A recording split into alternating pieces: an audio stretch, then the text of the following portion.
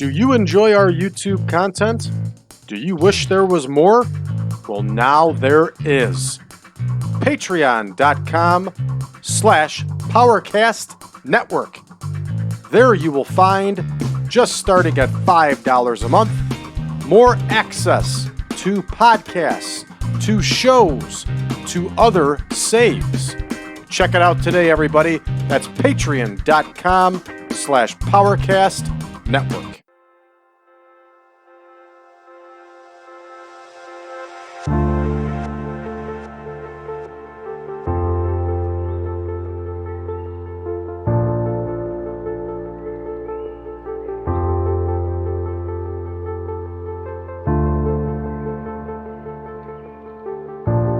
Welcome back, ladies and gentlemen, to the 1987 Supermod. I'm your host, Brad Drake, and this is Windy City Wrestling. That's right, everybody. We're going to try our hand at a new save here, and it's going to be Windy City Wrestling out of Chicago, Illinois. For those of you that are not familiar, Windy City Wrestling started in 1988. In the game, it's available about 8 months early in May of 1987. Now, I did that strictly because, well, selfish reasons, really, because I wanted to put Windy City in the game and play as Windy City. And like all the other small independent promotions, I spent hours upon hours researching everything I could find on Windy City, the footage online, and, stopping the footage, copying and pasting pictures for the roster. So it's all in there to the best of my ability and the best of what I could find. So let's go ahead and take a look at things here. Windy City, for those of you that aren't familiar, was one of the longest running independent promotions. It ran for well over 20 years.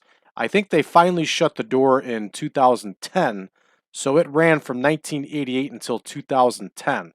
And Windy City was owned and operated by a guy named Sam DeCero, who also wrestled as Supermax.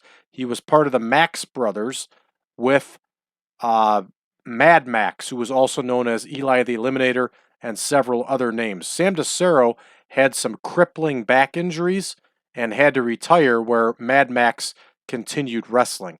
So by 1988, Sam DeCero was freshly retired, and he started Windy City Wrestling, which later became known as Windy City Pro Wrestling. And he, from what I understand, he borrowed some money from some people and put his own finances into it and started the promotion. He opened up a school, began training wrestlers, and Sam DeCero, products of Sam DeCero, kind of became a who's who in independent wrestling, especially in the 90s and 2000s. Another interesting thing to bring up was that Illinois was run by a boxing and wrestling commission. The wrestling portion of that commission was discontinued in 2001. But before then, you could not just start an independent wrestling promotion. You had to have a promoter's license. And if I'm correct, it was about anywhere from $2,000 to $5,000, depending on who you listen to even apply for a promoter license. If you were approved to get a promoter license, you had to have proved insurance. You had to have proved that you would have medical staff available at your shows. It was very difficult to start a wrestling promotion in Illinois, and especially the Chicago area. Windy City Wrestling, or Windy City Pro Wrestling, became a powerhouse promotion, and it was pretty much the place to go if you wanted to become a pro wrestler. Pro Wrestling International was always also around at the time, but I don't think any of the other promotions held the prestige that Windy City did. Especially because Sam DeCero was fresh off of, he competed around the world, so he had contacts all over the place and with everybody. So that's what made a big difference, was he was able to bring bigger name people into his smaller promotion, pretty much because they were friends, okay? So at this point in the game, as if we were starting off in January of 1988, which we're not, it's May of 1987, Steve Regal carries the Windy City heavyweight title here.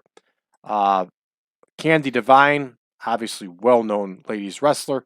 She carries the Windy City Ladies Championship, and I was able to find some of the old belts, hence why you're seeing this belt here.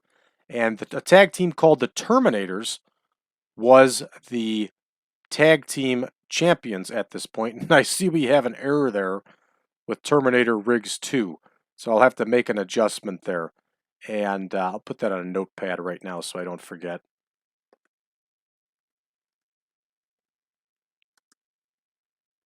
That's because at first I had incorrectly named these two wrestlers. So then in order to change it back over, I had to double up there. So that's what happened. The Terminators were a tag team. Terminator Wolf was a huge guy. Terminator Riggs was no small guy himself. And they had some success with Pro Wrestling America and some other smaller Midwest promotions. And they were on the scene for a few years. Terminator Riggs ended up on his own, and he actually tagged with Mad Max for a while too. But interesting tag team. That is the only picture I could find of them online. And of course, it's not very clear, and it's in black and white. So let's go ahead and take a look at the roster here. Abdul the Butcher was making shots for Windy City when it first came out.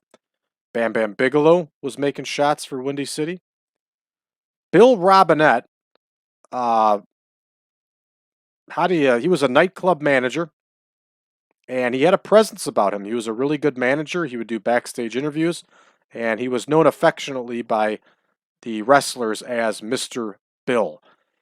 In my, I guess you could call it, wrestling career, I actually had the privilege of working for Windy City Pro Wrestling at the time for probably about 5 or 6 shots in between 2002 and 2004.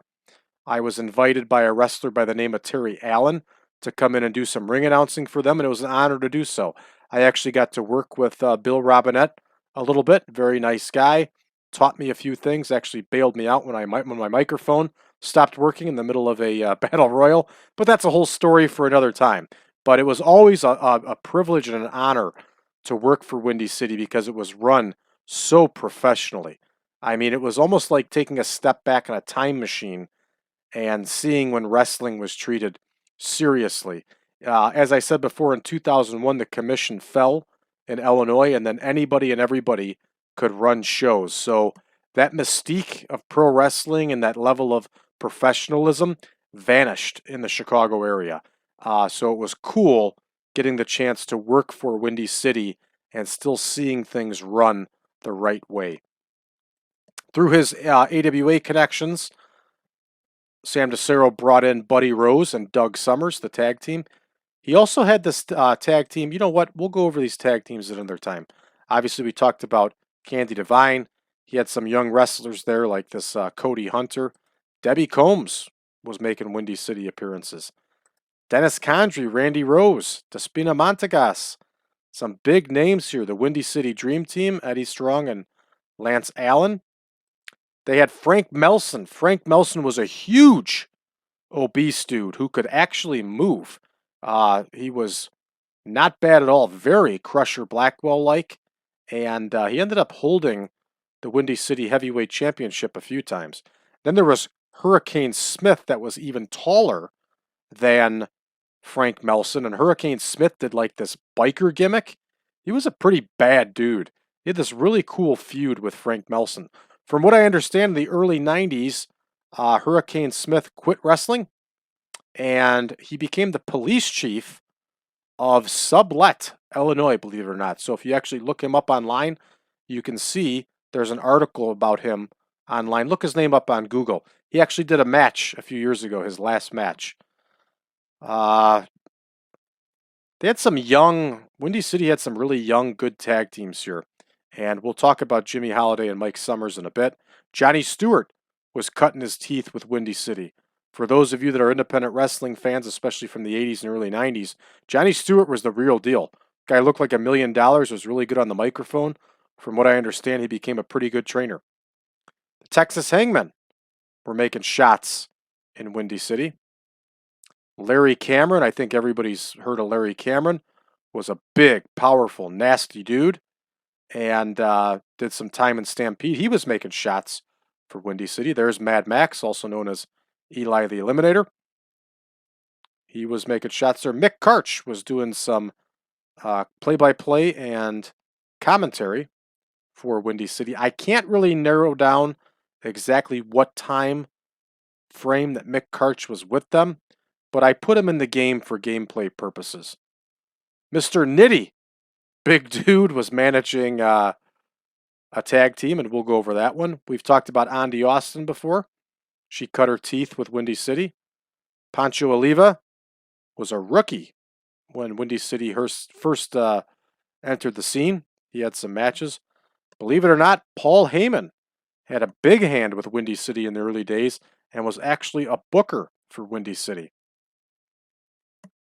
Ron Powers got his start with Windy City. Ron Powers was a big, nasty, powerful dude.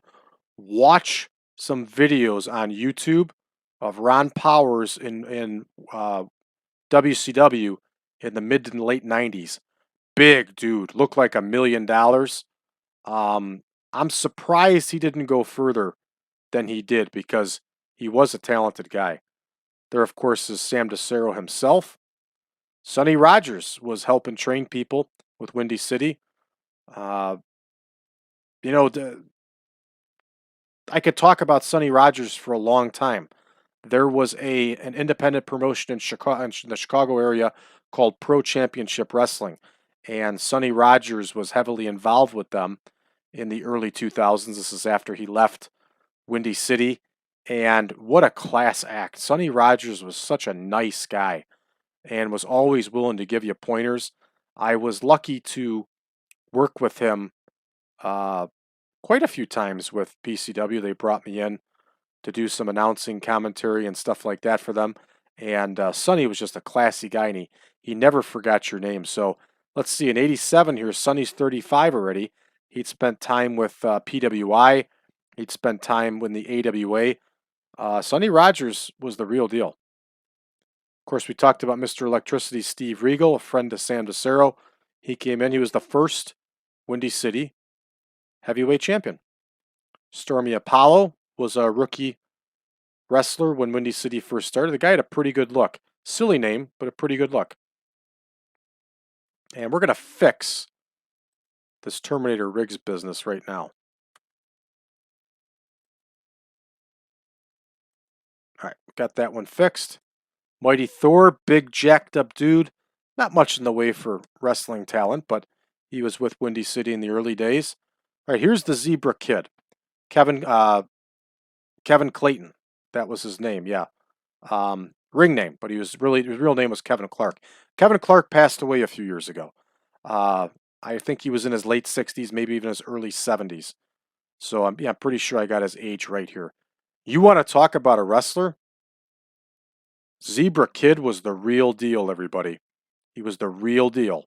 He was a good wrestler. Everybody talked about how good of a trainer he was, how well he worked with people.